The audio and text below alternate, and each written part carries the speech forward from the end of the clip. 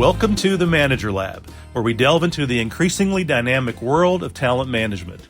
In each episode, we will unravel key insights, break down the most relevant books and articles, and provide actionable tips to optimize your approach in developing and retaining top talent. Stay tuned for a deep dive into the art, science, and strategy of unlocking your team's full potential. Let's enter the Manager Lab. Let's start out with a simple truth that most managers won't say out loud. Change is exhausting. Not because people are incapable, but because too often change shows up like a fire drill, loud, urgent, disruptive, and always on top of everything else people are already doing.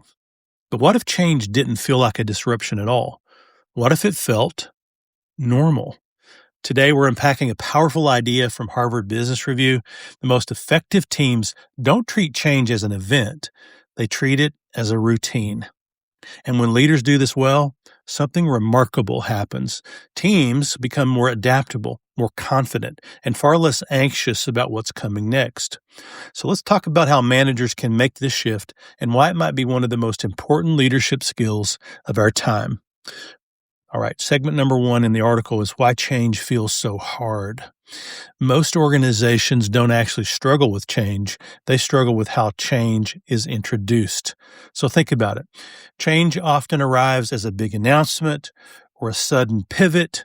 A new system is rolled out with urgency and very little context. And for employees, that triggers uncertainty. What does this mean for me? Am I still successful here? Will I be able to keep up with all of this change? The article makes a critical point. When change is rare and dramatic, people experience it as a threat. But when change is frequent, expected, and structured, people experience it as a skill they can master. So the goal for managers isn't to eliminate uncertainty. The goal is to normalize adaptation. I love that concept. So let's reframe the manager's role here. Here's the mindset shift at the heart of this article. Your job isn't to protect your team from change. It's to help them build confidence to navigate it.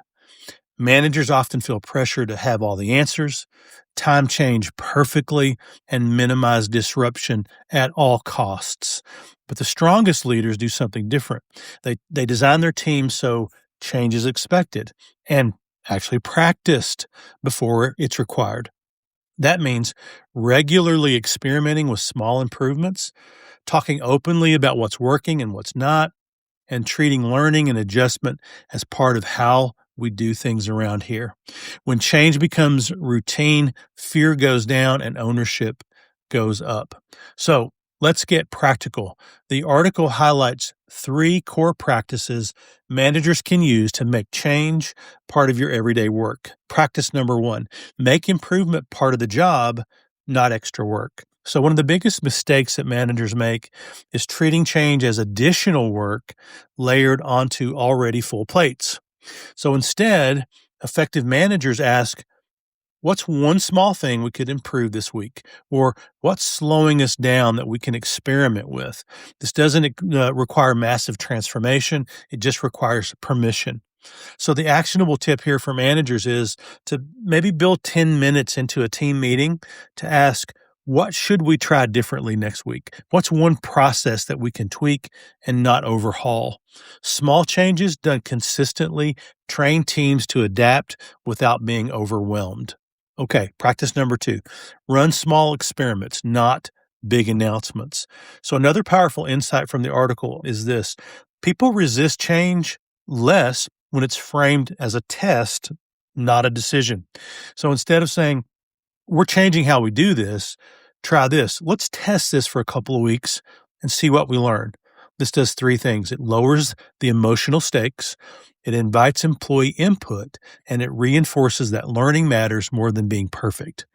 So the actionable tip for managers is that when you're introducing something new, always answer the 3 questions. What are we testing? How long will we try it? How will we decide what to keep or to change? And so this turns change into collaboration, not compliance. Practice number 3, normalize reflection, especially when things don't work. So here's where many teams fall short. They try something new, it doesn't work perfectly, and then everyone quietly decides, well, that was a big failure. But teams that thrive treat reflection as a muscle. They ask, what did we learn here? What surprised us about the process? What would we adjust next time that might make it more effective? So the actionable tip for managers here is that after any change, big or small, hold a very short debrief, maybe in what we used to call after action reviews.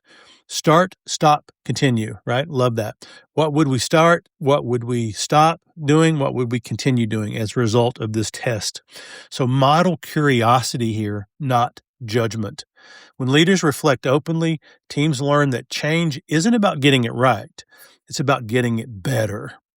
All right. And then the last segment of the article talks about what this looks like, in real leadership terms. When managers make change routine, something subtle but powerful happens. Employees stop asking, is this change good or bad? And they start asking, what's expected of me as we adapt? Confidence replaces anxiety. Capability replaces resistance. People feel trusted, not managed. And over time, teams develop a shared belief that sounds like this. We've handled change before. We can handle this too.